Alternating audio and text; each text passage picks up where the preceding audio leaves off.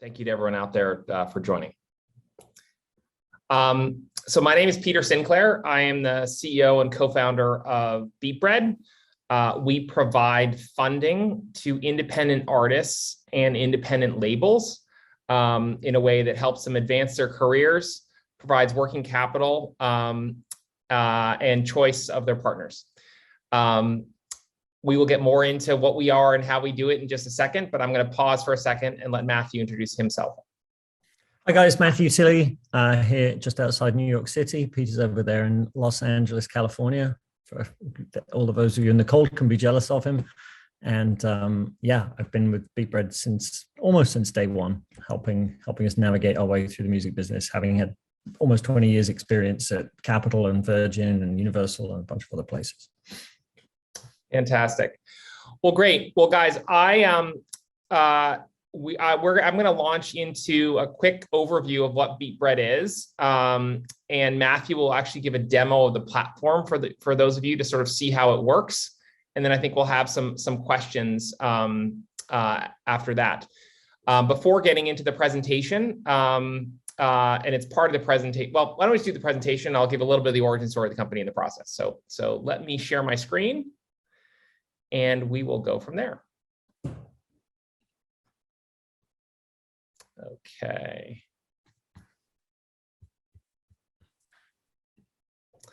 And great. Matthew, can you see my screen? Yep, we're all good. Great. Okay. And Sam, just barge in if people can't see my screen. This looks great. Okay, fantastic. So as I said, we fund independent musicians and independent labels. And so just really quickly, what we are and what we aren't. So sometimes it's actually very helpful to say what we aren't first. So we are not a label. We are not even a distributor, and we're not an artist services company. We provide funding, and we let artists, or in cases where it's labeled, choose the marketing partners, the distribution partners that they want. A lot of people think that we must be an independent label or we must be a distributor. But we don't do any of those things, not because we don't think they're not important. They're very important. But we have noticed, and I noticed this as someone who came to the music industry about 6.5 years ago as an outsider, that a one-size-fits-all model is sometimes not what's best for artists. And that if artists can choose and assemble their own teams, at least a large number of artists would benefit from that rather than having to have a particular set of services force-fed to them because they chose a particular partner for getting a check. So we focus on the funding, and then we let our partners assemble their own teams around that. As I said, so I'm an accidental participant in the music industry. I'm a huge fan of music, but never thought in a million years, if I can be frank, that I would work in the music industry. A health situation with one of my children led me to leave a startup. Most of my career is in startups, about 7 years ago. And at the time, Universal Music was looking for someone to grow a division. And part of the job description was that they were looking for an outsider from the industry. So I had a crash course in music, and Matthew was one of the first people to join the team to sort of translate, and Matthew is a lifelong music person. We do have a number of people in the company who with deep music experience, but we're also a mix of people from outside the music industry and inside the music industry. So just a little bit, and a lot of this may be motherhood and apple pie for most of you on the phone, but it's worth just talking about. You know, streaming has fundamentally reshaped the industry. It's not just a question of that the music industry is growing. It's actually, it's changed the dynamics. So, you know, as we all know, the recorded music revenues, excluding live, excluding publishing, have grown very significantly in the last 5 or 6 years, are forecasted to grow, you know, double again in the next 10. And streaming is the reason for that. As I said, it's not just a question of more money, because distribution no longer requires generating a physical product, and because marketing is, for most artists, largely a digital marketing exercise, there's many more artists are able to make more money on their music than ever before. I'm not making a comment about whether Spotify's payout rates are high enough or not too high, but it's just a fact that the number of artists making at least, pick your number, $10,000, $20,000, $50,000 annually just from the recorded music has absolutely exploded in the last 5 years, because getting your music out there through the various streaming platforms, there's a lot lower barriers to entry, and there's a lot more opportunities to create niche fan bases than in the mass model of radio and physical record stores. With this explosion, the major labels cannot possibly serve all the artists who have some commercial viability, and that creates an opportunity for companies like ours. So what do we offer? Artists, and as Matthew will show you in the demo, can get an advance on their catalog, but also their new releases too. So a lot of, unlike some maybe similar companies out there, we will make a bet on unreleased music, not just a catalog advance. We do require some level of catalog, but we will make a speculative bet on new music. We will fund up to 8 times annual revenues. We let you choose your own partners, your own distributor to fit your own needs. As Matthew will show you, we have an interface on our website that allows you to customize your own deal. It makes for a very efficient process, and there's a lot of flexibility in it. And fundamentally, we do not take an ownership stake in music. So you retain ownership of your music. We do not take any share of publishing, sync, merch, or touring. What we're effectively doing is making advance against future revenues based on our own data science. But then after you're recouped and the term is up, 100% of the revenue goes back to you. And for some okay, there we go. So I think this may be an old slide. We'd have to run the tally now. I think we've done close to 200 and possibly more than 200 artists in our first year of existence. And they span deals from as small as $1,000 to several $100,000. We've got just a representative list here based on their monthly Spotify listeners. Generally speaking, an artist needs to have at least 10,000 monthly listeners on Spotify. Sometimes it can be a little less. Sometimes it needs to be a little more. It all depends. Everything you'll do, as Matthew will show you, is unique to any particular artist. In addition to these ones, I don't know if he's up here. We do have some Grammy nominees who we funded. And we also did provide an advance to Young Blue, who was BET's best new hip hop artist this year. So we're happy to advance money to people sort of in that level, but we also will do a deal for someone who's, maybe only the 40,000th largest artist in the world, or 50,000th or 100,000th largest artist in the world. This is the process that Matt will show you, but just very quickly on our website, all you need to do is type in your name as an artist. We will look it up and we will generate offers for you very quickly. You as an artist or a manager of an artist or a label who has an artist on your platform can customize terms right on the site. And then we get artist reports, we confirm the underlying data, and then we send digital contracts and can get set up in a matter of days. Our typical process takes about a week to a week and a half, but that is because most artists and labels want to think about these decisions. Funding decisions are very important. If you know exactly what you want to do and you can send us reports quickly, we can do a deal in 24 to 48 hours, and we have done that in the past. From landing on the site to getting money wired to your bank account. And with that, I'm going to stop talking and let Matthew do a demo. Thanks, Peter. You need to stop sharing as well. You have stopped sharing. Fantastic. Okay, so I'm going to start sharing. There we go. Peter, can you see that? I can. Fantastic. Okay, so guys, this is our homepage, beatBread.com. This is where we encourage artists, managers, anybody looking for funding to come. Peter's talked about what the offering is. This white box is the magic widget where you get started, and all we ask for is the artist to type in even the beginning of their artist name. We'll show them a bunch of possible matches, pick themselves out of the list, give us an email address, tell us they're not a robot, and hit let's go. Sometime between about 5 and 25 minutes later, they will get an email that looks something like this. So it says, we've reviewed your options and here are some estimates, right? And we're just showing a 2, a 3, and a 5-year deal and some broad dollar ranges. Also, it says you can create different options too. We're really encouraging you to come back to the website, give us a little more information and get some more detail in terms of the offers from us. So if this artist gets that email, comes back to the website, say 25 minutes later, he's going to see a screen that looks much like this. So we've got his artist name and image to make sure we've got the right person. We're saying, does your data look right? So what we're showing is the tracks that make up about 80% of the streaming volume for this artist in the prior month. And you'll see a total here, 1.4 million streams.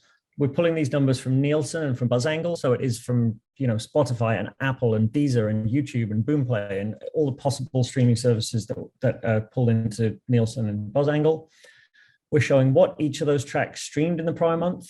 With these purple lines are showing 12-week progressions on these songs. So how have they performed over the last 3 months? Some are going up, some are going down.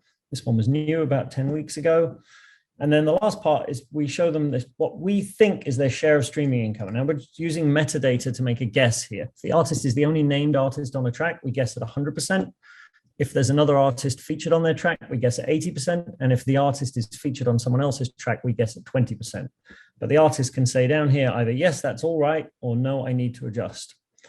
And so I'm going to, that one, sorry, guys. Typical, isn't it? Closet Adele fan, I guess, Matthew, huh? Yeah, exactly. Why? No, sorry, guys, this has really gone sideways.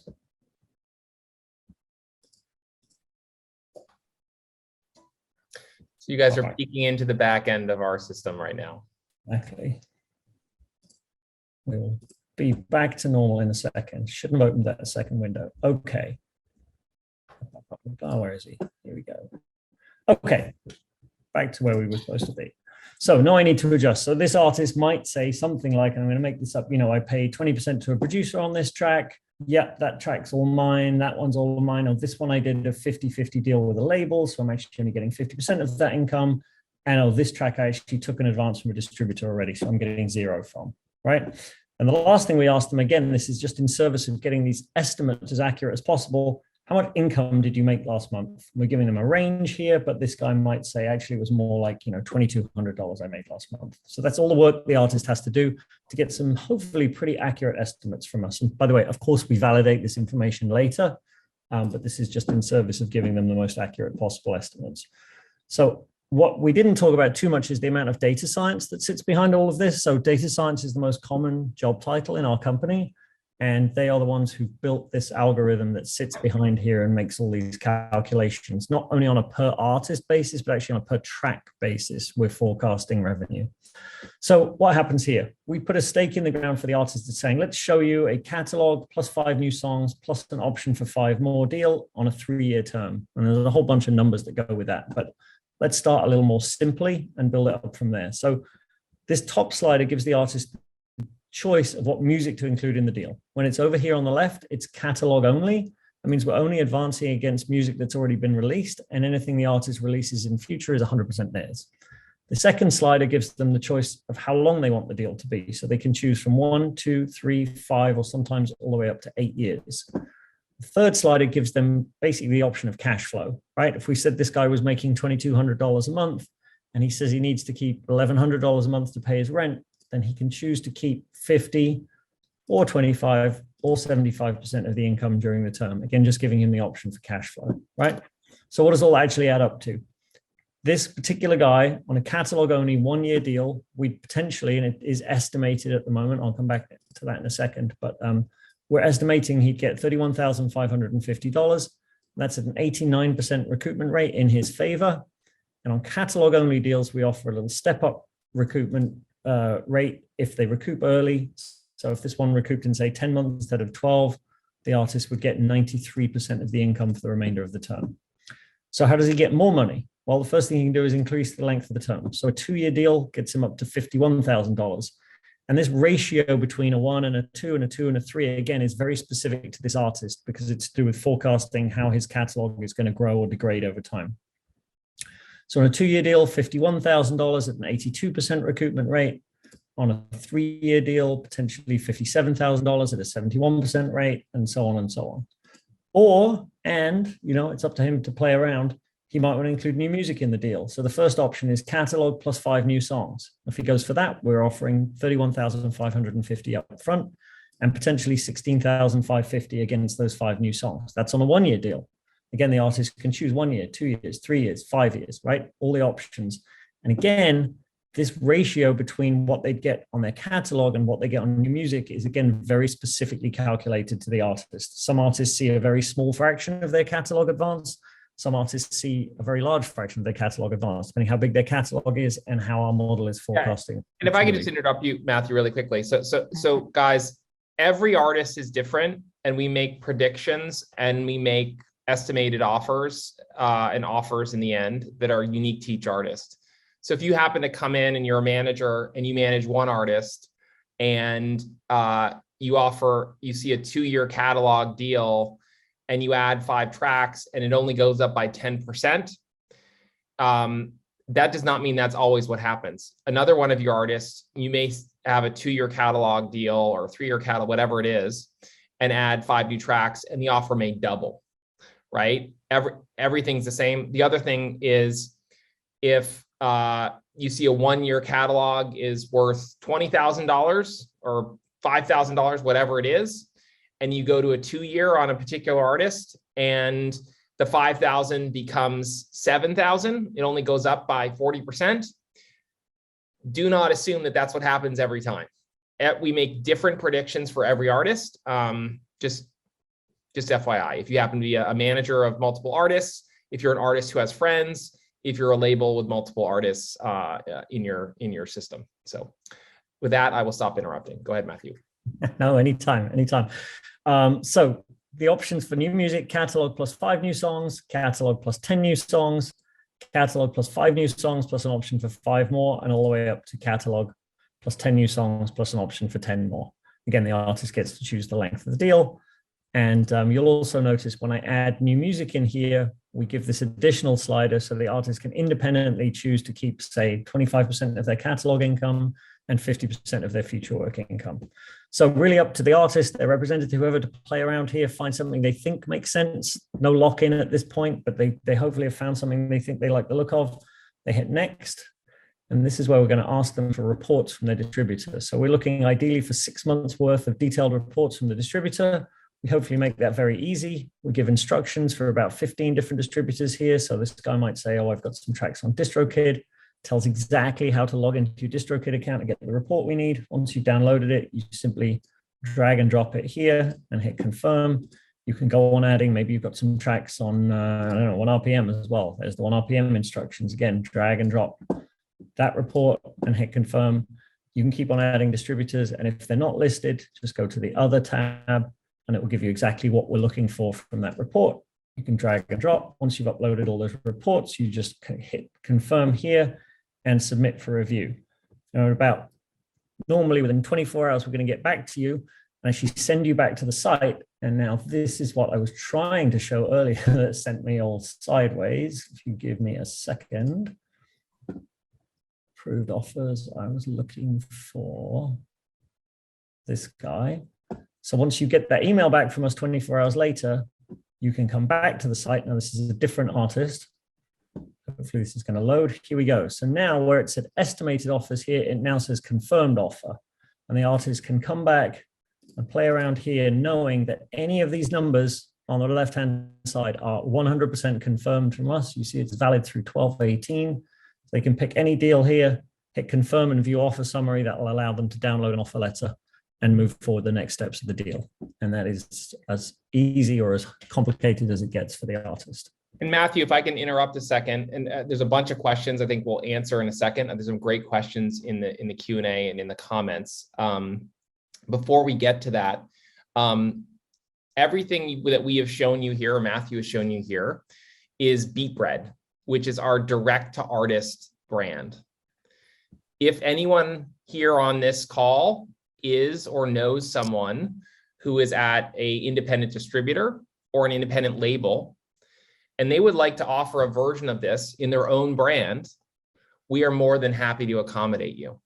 So once again, we are not in the business of competing with distributors or labels. In fact, we power a lot of their advanced products at this point. So the one that's gotten the most press is United Masters. We have also power a symphonic advanced product, and many, many more that haven't been announced in the press but are live today. So everything you just saw, if you are an independent label or independent distributor, we can power offers for you in your own brand, and we'll provide the tech, we'll provide the service, we'll do the contracting, and we can get into the details of how the economics work. But it is a way, if you're an independent company and not an artist only, for you to supercharge your business. We've seen a lot of very positive results with our early partners. So I'll shut up now, and Matthew can just show you the same thing. Yeah, no, this is just United Masters version of the site, guys. So it's got their logo here. It says powered by CordCash. CordCash is our sort of white label brand that we use to try and stop artists from cross shopping with beatBread offers. But it's the exact same experience that I showed you before, just branded in United Masters font and logos and colors, and should look like it absolutely belongs on the United Masters site. So with that, maybe we open it up to questions and Q&A. Sam, are you going to moderate for us or read out the questions, or Sam still with us? Say it again? There he is. Sam, are you going? Do you want to sort of read out the questions, or should we? Or I can do it. Great. Okay. So there was one question about the recoupment rate in Matthew's demo. That was a number, for those of you who didn't notice it, below the amount. That in musical parlance is the effective royalty rate of the deal. And it depends on three things. First of all, it depends on the artists themselves. So as you heard me say before, every artist is different. Some royalty rates are higher for a whole host of reasons. And there's some questions about how we evaluate artists that I'll get to in a second. Our royalty rates can be in the 90s for a shorter term deal that is lower risk, according to our data science, and can be as low as 50% royalty rate.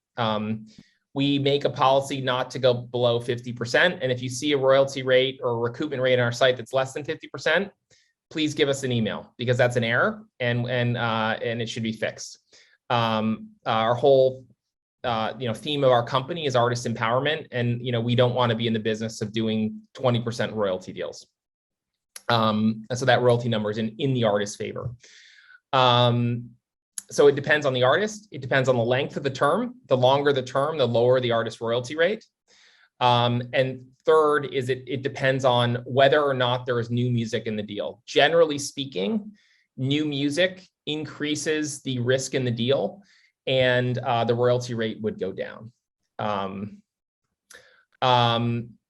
Okay, William Gary says, when is the deal over? Is it term and recoupment? That is correct. So our deals end when the advance is recouped and the nominal length of the term is over. So what that means is, if an artist recoups on a 2-year deal at 19 months, we would continue to collect money, but we would pay through the royalty rate. So if the royalty rate is 80%, or the recoupment rate, After recoupment, we would pay through 80 cents on the dollar for those last 5 months in that deal. If the artist recoups late, we'd continue to collect even after 2 years. But then the deal, once recoupment happened, the deal will be up. There's no penalty. There's no interest. Your balance will never go up. But we do extend the term until we recoup the amount.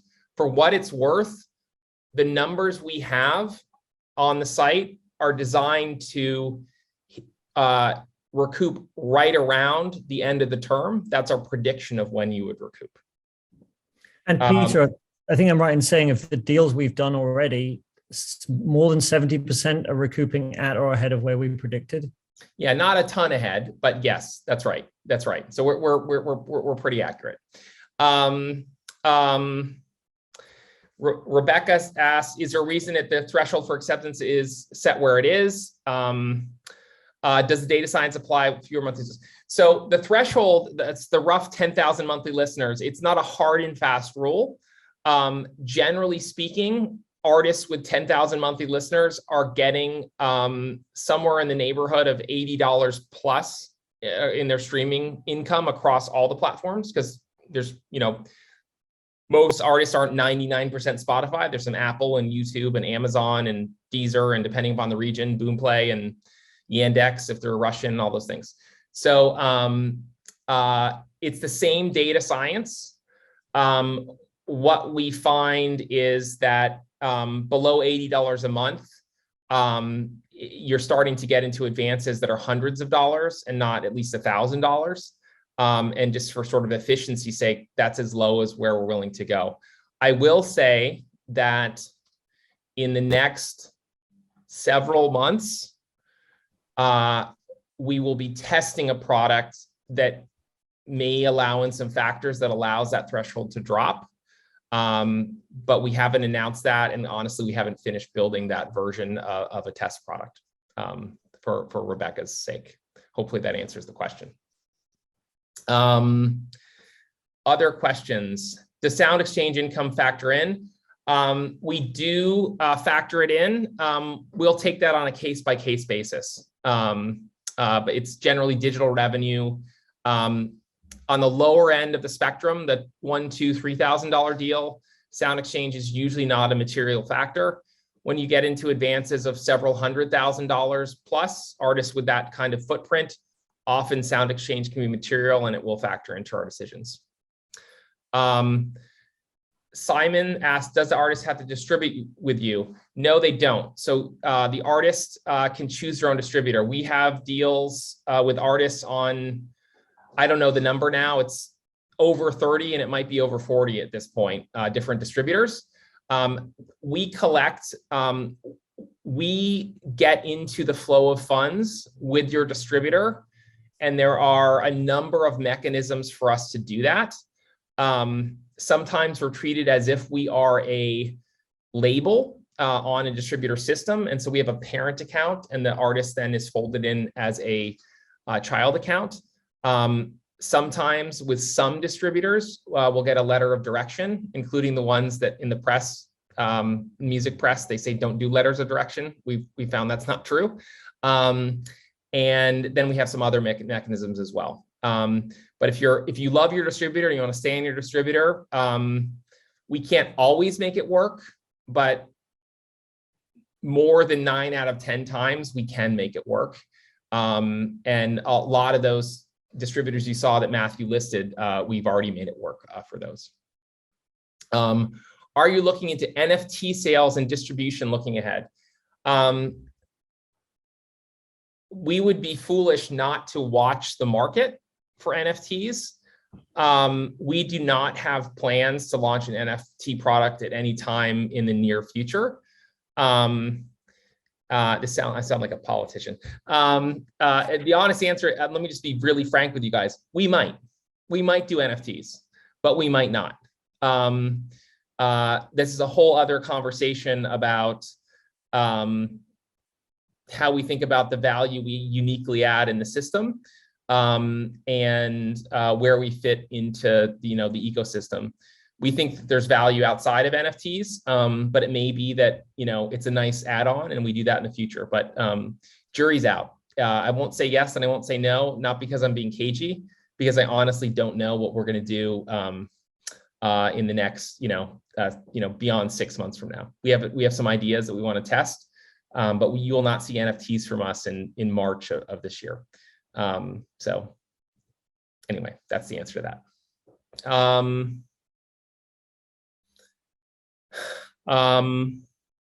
Okay. Simon asks, how are you guys funded? We have been funded by a number of angels. We do have revenues today, so that's part of it. And we will be announcing a funding round that has closed, that not been announced, from various investors. You'll probably see that from us in the next 30 to 60 days. Peter, do you want to just talk about the difference between the artist fund and beatBread as the operating entity? Sure. I mean, just for what it's worth, guys, and I want to get too deep into it, but beatBread is really two things from a legal and financial perspective. We have the operating company, which operates the things that Matthew just showed you, employs myself, employs Matthew, owns the algorithm. And then we have a series of artist funds that various investors have invested in that provide the money for the artists themselves. There will be more and more of those funds over time. As we grow, our position in the market will allow us to offer better and better terms to artists. I guess I'll just leave it at that as we prove out the model, which is proving to be pretty accurate. And Peter, there was one Q&A all the way up the top, which I don't know if we missed or got deleted, but Tony says, does your model, I think he's talking about label funding, does your model factor in cumulative followers from the entire label roster, or is it exclusively based on individual artist followers? So do you maybe want to just talk about funding labels versus funding? Absolutely. So for those of you who are independent labels out there, we do have the ability to do multi-artist deals for a label. Those are not done on a slick website with a tool that you can do yourself, but the underlying data science team has a product which isn't ready to share with the world. We will probably have a product that we expose to labels. I don't want to give you a timeline, but at some point in 2022, hopefully sooner rather than later, that would allow a label to enter multiple artists and the fractions of their catalog that they have to get a rolled up offer if they want. And when we announce that product, happy to do demos for those of you who are labels out there. But we can do those deals on a bespoke basis and have done those deals on a bespoke basis for labels if you're interested, Tony. So hopefully that answers your question.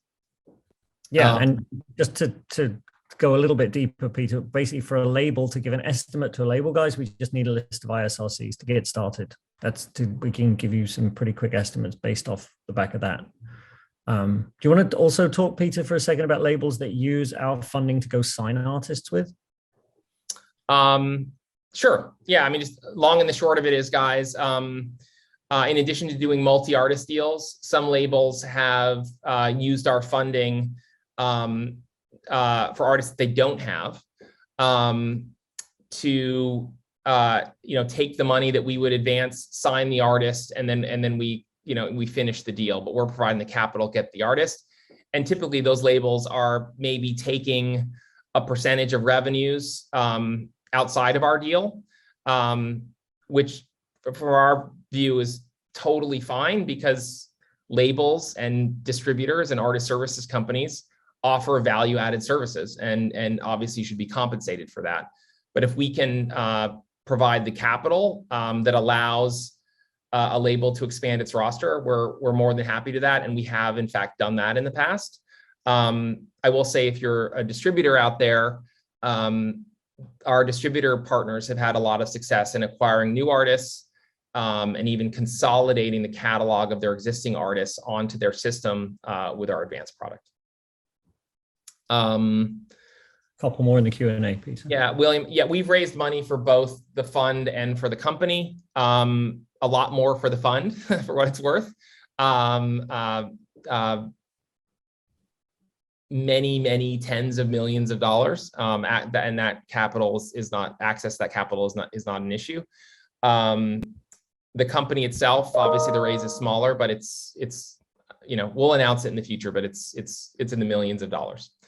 Patrick Twaddle asked, do you factor in sales from other than conventional DSPs, e.g., Audius and Bandcamp? We actually don't today. It's not to say that we won't in the future. We are about a year old. And so, we are always looking to expand the breadth of our offering, but you start with sort of the down the middle opportunity, which is streaming revenues from Spotify, Apple, Amazon, Deezer, Boomplay, et cetera. That is the bulk of what we do. We don't currently model in Bandcamp. By the way, it's not to say that I don't want to, or that we won't in the future, but there's only so many hours a day and with a growing business. So stay tuned for that. Okay, I'm just in the chat, Peter. I feel like a DJ here reading out requests that are coming in. But first of all, I have to call out Geneva, who says this is blowing my mind right now, which is always a very nice comment to get. But Andrew says, could you talk a little more about the indie label option? Is it to offer funding directly to our artists? Andrew, I think we've kind of covered that. I don't know if there's anything else to add on that front, Peter, but Andrew, I'm going to put my email address in the chat, and for everybody, guys, if anybody wants to set up calls or talk more or whatever, we're happy to get into details. Yeah. If you're a label or distributor, we can help you fund individual artists. We can help you fund multiple artists at once, sort of fund you across the catalog you've accumulated. And we can also offer you a white label product where in your own branding, we can offer you a version of what we just seen. We can do any of those three things or all of those three things, I guess is maybe the way to think about it. Jay, any less commercially focused artists, jazz, classical. So we will fund anything, regardless of genre, based on the numbers. So I'll tell you a dirty little secret. We don't listen to the music. There's plenty of great ears out there in the business, the golden ear, who can hear an artist and know that there's potential, whether it's within a jazz or classical or whatever. I believe that people can do that. All I know is that we can't. We aren't those people. So it's all based on numbers, and it's historical streams. We look at socials. We actually scrape the web for press mentions. We look at fan engagement on social platforms. We look at a lot of sort of sub variables within the various streaming platforms. And so if our algorithm sees potential with jazz or classical, we'll do that. I think our largest, if not our largest, it's one of our top 3 deal is actually a classical deal. I'm not going to say the artist, but I think it's classical. I think it's classical adjacent, Peter. It's a guy playing classical piano versions of pop tunes, which fair enough. We have made offers. I don't think we've closed them on cats and dogs singing songs, but we've also done down the middle pop, hip hop, and rock, right, and country. So there's something wonderfully democratic about the way we do it. There's also something, if you're a real music person, that may be sort of mechanical and unromantic, and that's a fair criticism. And it's not to say that we think we have the only way to fund artists. It's just we do what we do, and we try and do it well, but we know that we're not for everyone. So hopefully that answers the question. What it's worth, I know this is the Canadian Industry Music Association, but we funded artists in the US, several in Canada, Mexico, Germany, France, Australia, New Zealand, the Philippines, the UK, and probably a few other places I'm forgetting. So as well as being genre agnostic, we're also geography agnostic, assuming that artist is with a distributor that we can work with. Yeah.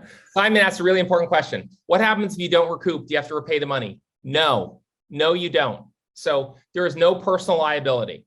Now, if you defraud us and you find a way to get around our arrangement with your distributor and take down the tracks and run away, we may come after you. But if we just made a bad bet on your music, that's on us. That's not on you. Okay, there's a few more in the chat, Peter. First one, Small Dog Records. Does beatBread do anything to help increase the number of streams of an artist in order to increase their ability to recoup? No, guys, like we don't do anything. We wire you money and we get out of the way. And that's not because we don't believe that money can't be used to help promote an artist, right? And we know that that is true. But we're not trying to force that on you. We're not trying to get in your lunch. There may be a point in the future where we connect you, or we work with people that aren't us, who connect you to people who can do that well. But we literally build websites and experiences for our partners and for ourselves. We value and predict deals, and we fund deals, and that's it. And so sometimes people ask us how, show me some success examples, right? And so I can talk about Young Blue and all those things. But the reality is we had nothing to do with Young Blue's success. We gave him money, and that team knew the right advertising, the right producers to work with, all those things. And we get out of the way. My cheeky answer is I have 100% success rate in wiring money to people. Now, sometimes the bank returns the wire and we need to send it again, but that's like 2 or 3% time. In the end, people get the money, right? And that's it. So I'm really good at approving wires, and that's all we do. Okay, Carol says, actually, Carol kind of has a two-part question. Part one, what if your previous music was released on a label and you can't put your hands on detailed reports? Can you evaluate only by looking at numbers or socials? And the second part is, what about if a label's looking to sign an artist, how would you forecast if it's a brand new project? It's sort of two sides of the same coin. So if you can't get hands on your own reports, the answer is it depends. It may be that we can't do anything for you. Everything we do requires some data. Now, it may be that if we have partial reports and then we have our own third-party sources, that we can come up with something, but sometimes we can't, right? And that's just the reality and the limits of what we do. But, I guess, our whole MO is give it a shot, send us what you can, and we'll see if we can get there. And sometimes we can't. In terms of a brand new artist, I talked earlier about, we don't have the golden ear. We know the golden ear exists. If an artist is the next, Whitney Houston or Adele or, Chance the Rapper, but they only have 700 monthly listeners and they just have tracks that are amazing, we're not the right solution for you. It would be great if that person can sort of get the music out and build a little bit of a following, and then we could fund them without having to sign away their life to a record label. That's probably best for the artist, but I'm not an objective party here, but that's my view. I would say that we have had a lot of artists with some track record use our funding 2x their footprint and then sign with a label 6 months later. And we have a buyout term in our deals that's formulaic. We don't sit back and cross our hands and say, oh, now we can really put the screws to you. Everything, you see the formula right up front, and we have had people buy out of their deals and sign with labels. But if you're a fantastic musician with not a lot of track record and you just have those subjective criteria, we're not for you. Now, we may have something for you in 6 months, but right now we don't. And that's just sort of what we can do and what we can't. So related, Danny says, can you give an idea of the minimum followers, monthly listeners, monthly streams, or social media engagement you'd be looking for to make an offer? I think Peter sort of covered that, Danny, but roughly 10,000 monthly listeners and or about $80 a month in streaming revenue is kind of where the algorithm can make predictions. Above that and below that, it's not going to. And just to be clear, that's rough. So we have done deals with artists that have 4,000 monthly listeners. It's rare, but there's other data that we pick up and we say, okay, we can do this. On the flip side, there are some artists who have 25,000 monthly listeners, but maybe they have 25,000 monthly listeners from a track that's brand new. It got picked up by a playlist and they really don't have any true fans yet. And our algorithm says, even though there are 25,000 monthly listeners, this doesn't look like there's a real durable business here yet, and we can't make an offer. And I know it's frustrating that we can't give you hard and fast answers here, but there's just so many variables that go into it that we can give a rough guideline. But that's sort of the way it works. Just going back on the recoupment point, Peter, we have, so if you don't recoup, how long does it take for the recoupment opportunity period to end? If you don't recoup, then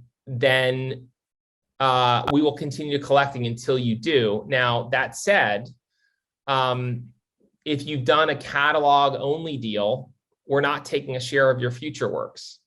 If you've done a catalog plus 10 tracks deal, and that isn't recouped, that's not to say that it's about 6 months after your release of your new music, that any new tracks you release, we wouldn't touch those. So we don't reach into, if the scope of the deal is sort of defined tracks and nothing more, and we will continue to collect until we collect. We're not going to go after you personally, no matter how long it takes. And we're not going to say that we own, your next 50 tracks either. Okay.